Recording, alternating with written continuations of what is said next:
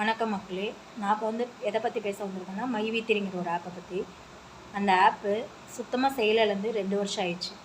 2 வருஷத்தில் 1 வருஷம் சின்ன சின்ன நியூஸுங்கள், சின்ன இல்லை பெருசாகவே நியூஸ் போயிட்டு இருந்துச்சு. கோர்ட்டு கேஸு அது இதுன்னு போயிட்டு இருந்துச்சு.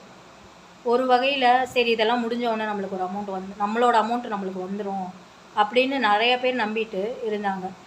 நிறைய பேர் போய் போலீஸில் கேஸ் கொடுக்க சொன்னாங்க.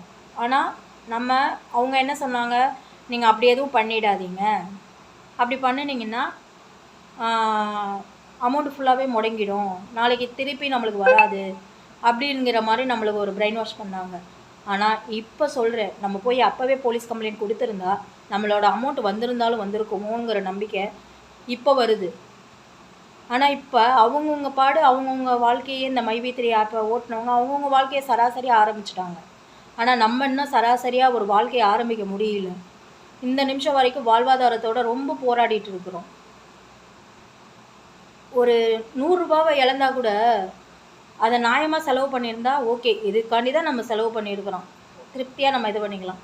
இன்றைக்கி முழுக்க 1,21,000 ரூபாயை தூக்கி அவங்கள்ட்ட கொடுத்துட்டு அதுக்கான கடனை நம்ம இந்த நிமிஷம் வரைக்கும் அடைக்க முடியாமல் நைட்டு பகலுமா கஷ்டப்பட்டுட்டு இருக்கோம். எங்கள் வீட்டிலலாம் 3 பேருக்கு அந்த அமௌண்ட் போட்டிருக்கோம். இந்த 3 பேருக்கு சேர்த்து 3.5 லட்ச ரூபாய்க்கு மேலே ஆகுது.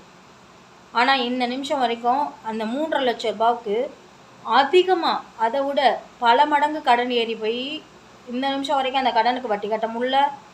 இருக்கிற எங்களோட பொருள் எல்லாத்தையுமே இழந்துட்டு இருக்கிறோம். அந்த மாதிரி ஒரு வாழ்க்கையை ஓட்டிகிட்டு இருக்கோம்.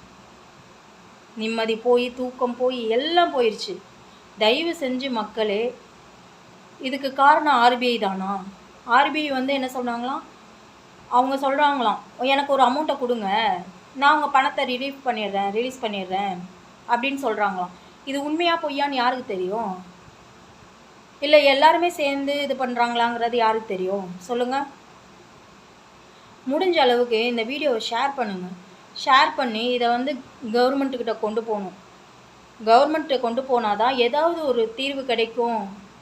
தயவு செஞ்சு நிறைய பேர் வீடியோவை போடுங்க, தப்பே இல்லை. நம்மளோட பணம் நம்மையே இழந்துட்டு இருக்கணும். இதுக்காண்டி நம்ம எத்தனை பேர்கிட்ட கடன் கட்டிகிட்டு இருக்கோம், எத்தனை பேர்கிட்ட திட்டு வாங்கிட்டு இருக்கிறோம் நம்மளுக்கு தானே தெரியும். நிறைய பேருக்கு ஷேர் பண்ணுங்கள் தயவு செஞ்சு. உண்மையாகவே இதுக்கு காரணம் கவர்மெண்ட்டு தானா, இல்லை இந்த மைவி3 ஆப்போட டைரக்டர்ஸா, யாருங்கிறத நம்மளுக்கு தெரிஞ்சுக்கணும். நம்மளோட பணம் இழக்கிறதுக்கு நாங்கள் தயாராகவே இல்லை. தயவு செஞ்சு வீடியோவை ஷேர்